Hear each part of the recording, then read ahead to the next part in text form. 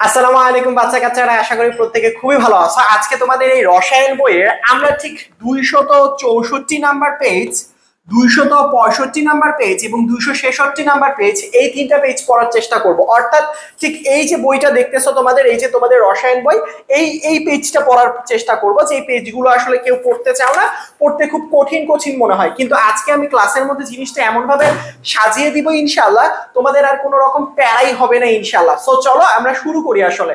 So প্রথমে দেখবা এরকম একটা চিত্র দেয়া রয়েছে বইয়ের মধ্যে, একটা পেজে 265 নাম্বার পেজে এরকম একটা চিত্র দেয়া রয়েছে। বেসিক্যালি এখানে পেট্রোলিয়াম নিয়ে আলোচনা করা। এখন প্রশ্ন হচ্ছে ভাইয়া পেট্রোলিয়াম জিনিসটা কি? খুব সহজে বলতে পারে যদি আমি তোমাকে চাই, ধরো এটা মাটি, মাটির নিচ থেকে খনন করে এক ধরনের তেল বা তরল পদার্থ উত্তোলিত করা হয়, যেটা হচ্ছে মোটামুটি বলতে পারো 5,000 ফুট নিচ থেকে এক ধরনের অপরিশোধিত। অপরিশোধিত মানেটা কি ভাইয়া? জিনিসটা পরিষ্কার না, পরিশোধিত না, পরিষ্কার না, জিনিসটা মাটি ওই তেলটার সাথে মিশ্রিত অবস্থায় থাকে, ওই তরল পদার্থটার সাথে মাটি মিশ্রিত অবস্থায় থাকে। এই যে 5,000 ফুট নিচ থেকে আমরা আসলে বিভিন্ন যন্ত্রপাতির সাহায্যে এক ধরনের তরল পদার্থ উত্তোলিত করে থাকি, যেটাকে আসলে কি বলা হয় বাংলা ভাষায়? পেট্রোলিয়াম বলা হয়। এটা আবার পেট্রোল তেল মনে করো না, পেট্রোলিয়াম বলা হয়।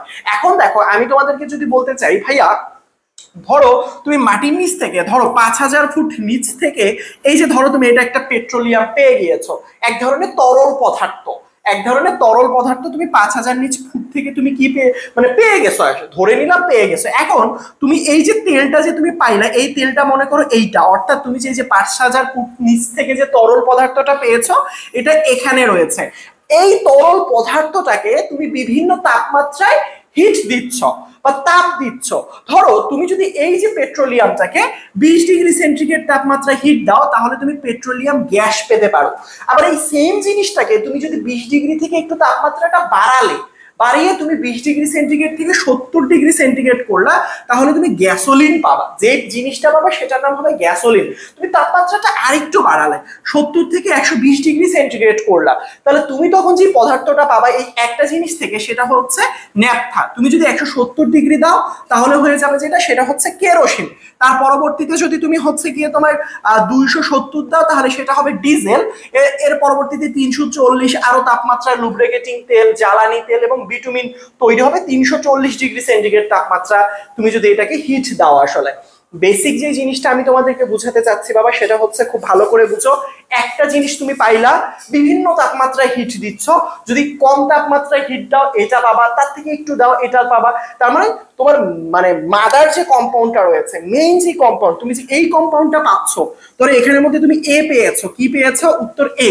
এটাকেই তুমি বিভিন্ন রকম তাপমাত্রা দিয়ে বিভিন্ন রকম প্রোডাক্ট তৈরি করতে পারবা। যেমন ধরো তুমি গরুর মাংস, গরুর মাংস চুলার মধ্যে দিলা, কাঁচা অবস্থায় গরুর মাংস একরকম দেখতে, তুমি অল্প একটু তাপ দিলা, সেই ক্ষেত্রে গরুর মাংস একরকম হবে। হয়তোবা তুমি একটু বেশি তাপ দিলা, তুমি সেই ক্ষেত্রে একবার স্টেক তৈরি করতে পারবা, অথবা আরেকটু তাপ দিলে গরুর মাংসটাকে গলিয়ে ফেলতে পারবা। সেম একটা গরুর মাংস দিয়ে তুমি বিভিন্ন তাপমাত্রায় বিভিন্ন রকম তুমি আইটেম তৈরি করতে পারছো গরুর মাংস। সেম একইভাবে এক পেট্রোলিয়াম দিয়ে বিভিন্ন হিটে তুমি বিভিন্ন রকম প্রোডাক্ট তৈরি করতে পারো। এবার আসো পেট্রোলিয়াম জিনিসটার যদি সংজ্ঞা আসে, তখন কি করব? দেখো, যে পেট্রোলিয়াম খনি থেকে সরাসরি পাওয়া যায়, যে পেট্রোলিয়াম, বুঝো, যে পেট্রোলিয়ামটা খনি থেকে সরাসরি পাওয়া যায়, কোনো কাহিনী করতে হয় না। ধরো মাটির নিচে এরকম একটা যন্ত্র দিয়ে সরাসরি তুমি মাটির নিচে 5,000 ফুট নিচ পর্যন্ত মাটি থেকে তুলে ফেললা। কত ফুট? 5,000 ফুট নিচ থেকে তুমি সরাসরি পাইলা, কোনো ঝামেলা মুক্ত। এর সাথে এমন না যে কঙ্কাল রয়েছে, এমন না যে অন্য রাসায়নিক পদার্থ রয়েছে, তুমি আসলে এটাকে সরাসরি পাইলা। তাকে আসলে অপরিশোধিত তেল বা পেট্রোলিয়াম বলে। অর্থাৎ অপরিশোধিত তেলকে আমরা আদর করে পেট্রোলিয়াম তেল বলে ডাকি। আবারও বলতেছি, অপরিশোধিত তেল, ওই যে তরলটা বলতেছিলাম মাটির নিচে যে পাওয়া যায়, যে তরলটার কথা বলতেছিলাম মাটির নিচে পাওয়া যায়, এই তরল পদার্থটাকে আমি আদর করে কি বলে ডাকি? পেট্রোলিয়াম বলে ডাকি। অপরিশোধিত তেল কেন অপরিশোধিত? কারণ মাটির নিচ থেকে যখন তোলা হবে, তখন সেখানে মাটি লেগে থাকবে, বিভিন্ন ময়লা লেগে থাকতে পারে, এই জন্য এটাকে বলা হয় অপরিশোধিত। এখন দেখো মজার বিষয়, সেটা হচ্ছে এই তেলের সাথে মাঝে মাঝে সালফার যুক্ত থাকে। সালফারটা কিন্তু অনেক দুর্গন্ধ। আমরা পড়েছি না, অক্সিজেন, সালফার, নাইট্রোজেন, অনেক রকম পরমাণুর নাম শিখেছি, রাইট? এর মধ্যে যে সালফারটা রয়েছে, যে পরমাণুটা সালফার নামে পরিচিত, সে যার সাথে যুক্ত হয় জিনিসটা কেমন দুর্গন্ধ যুক্ত হয়। তো সালফার এই পেট্রোলিয়াম তেলের সাথে থাকার কারণে এই পেট্রোলিয়াম তেলটা আসলে দুর্গন্ধযুক্ত হয়। এই জিনিসটা তোমাকে মনে রাখতে হবে, কেমন? এটা মনে রাখবে। এবার আসো পেট্রোলিয়াম গ্যাস, ওই যে মাটির নিচ থেকে যে তুমি আসলে অপরিশোধিত যে তেলটা পাচ্ছ, সেই তেলটা থেকে যদি তুমি 20 ডিগ্রি সেন্টিগ্রেড তাপমাত্রায় তাপ দাও তাহলে তুমি পাবা পেট্রোলিয়াম গ্যাস। এছাড়া কিছু ইনফরমেশন এমসিকিউ এর জন্য মনে রাখতে হবে, আমি এখানে লিখে দিয়েছি, দেখো বইয়ের মধ্যে অনেক হিজিবিজি করে দেয়া, আমি সুন্দর করে লিখে দিয়েছি। এর স্ফুটনাঙ্ক দেখো 0 থেকে 20 ডিগ্রি সেন্টিগ্রেড তাপমাত্রা, অর্থাৎ তুমি এটাকে 0 থেকে 20 ডিগ্রি সেন্টিগ্রেড তাপমাত্রায় হিট দিলে পেট্রোলিয়াম গ্যাস পাবা।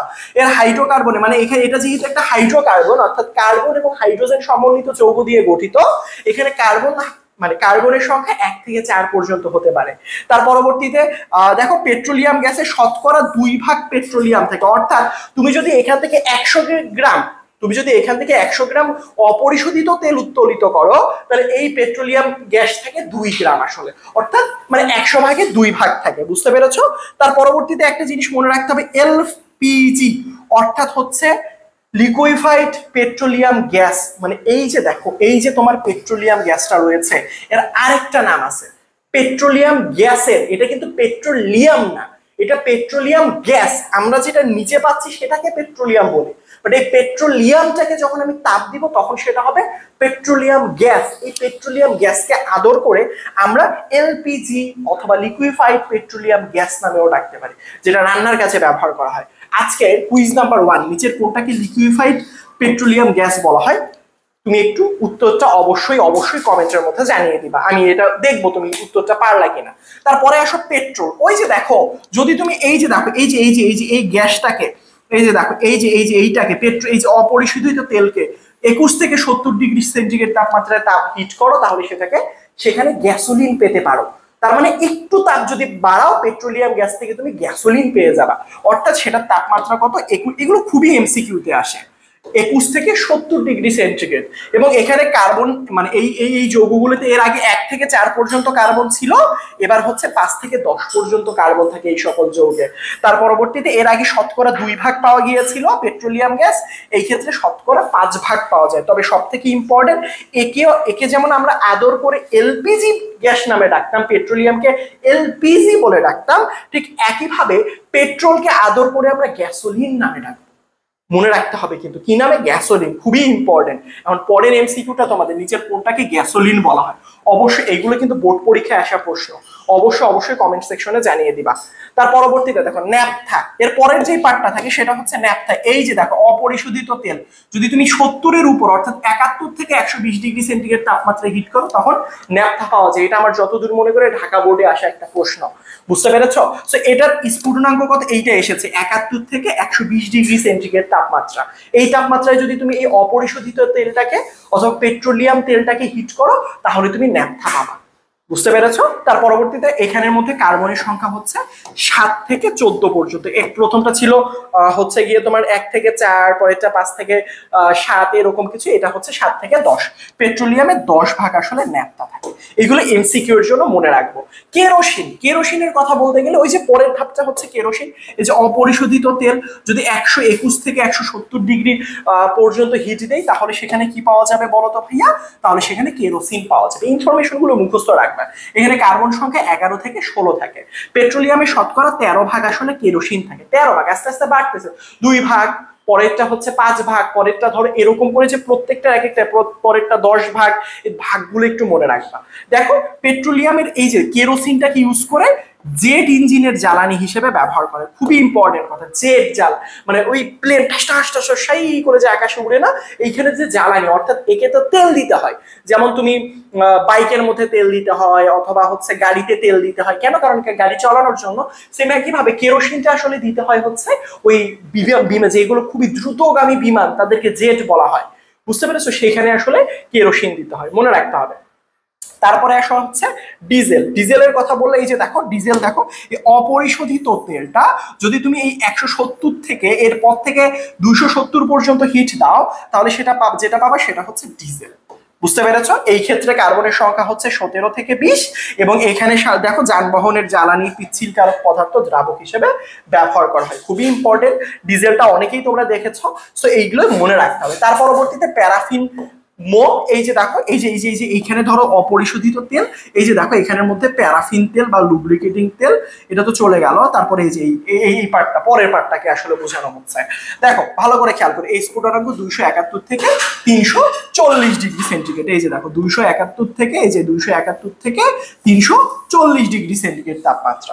তার পরবর্তীতে এখানে কার্বন সংখ্যা কতগুলো থাকে? 20 থেকে 30 পর্যন্ত কার্বন সংখ্যা থাকে।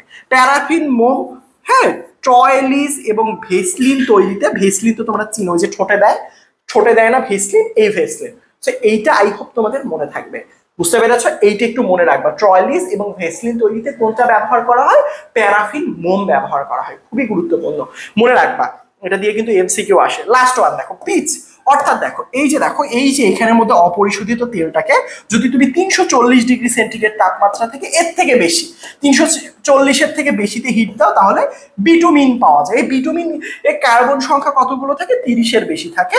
রাস্তার তৈরিতে আসলে এটা কাজে লাগানো হয়। বিভিন্ন ক্ষেত্রে দেখবা যে বিভিন্ন জায়গায় নতুন নতুন রাস্তা বানানো হয়, তখন বলা হয় যে পিচ দেয়া হচ্ছে, তরল পদার্থ। পিচটা পরবর্তীতে হচ্ছে গলা পিচ থাকে, পরবর্তীতে সেটা শক্ত বা সলিড হয়ে যায়, নতুন রাস্তা তৈরিতে ব্যবহার করা হয়। খুবই ইম্পর্টেন্ট একটা জিনিস, জাস্ট এইগুলো এমসিকিউ এর জন্য খুবই গুরুত্বপূর্ণ। আবারও রিপিট করতেছি, এই যে পার্টটা এতক্ষণ পড়ালাম, পেট্রোলিয়াম কাকে বলে, এটা সংজ্ঞা আকারে আসতে পারে, বাকিগুলো এমসিকিউ আকারে আসতে পারে। অবশ্যই যেভাবে আসুক না কেন, যেভাবে দেখিয়ে দিলাম, এই ইনফরমেশন গুলো মনে রাখলে ইনশাল্লাহ এমসিকিউ তোমাকে কেউ আটকাতে পারবে না। আজকের ক্লাসের শেষ এমসিকিউ হচ্ছে প্যারাফিন, মম এবং ট্রয়লিস এবং ভেসলিন তৈরিতে কোনটা ব্যবহার করে? একটু আগে পড়িয়েছে, অবশ্যই জানিয়ে দিতে ভুলবা না কমেন্টে, এটা দেখি তুমি পারো কিনা। 2 নম্বর কথা সেটা হচ্ছে, এই যে 10 মিনিট 5 মিনিটের সিরিজগুলো ইনশাল্লাহ আমার কেমিস্ট্রি ক্লাসরুম ইউটিউব চ্যানেলে পেয়ে যাবা। প্লেলিস্টটা আমি প্লেলিস্ট করে দিব, প্লেলিস্টে দেখে ফেলো ইনশাল্লাহ। এবং হ্যাঁ, ইউটিউব চ্যানেলটা যারা এখনো সাবস্ক্রাইব করোনি, অবশ্যই সাবস্ক্রাইব করতে ভুলবা না, কারণ ইউটিউবে আমার ভিডিওগুলো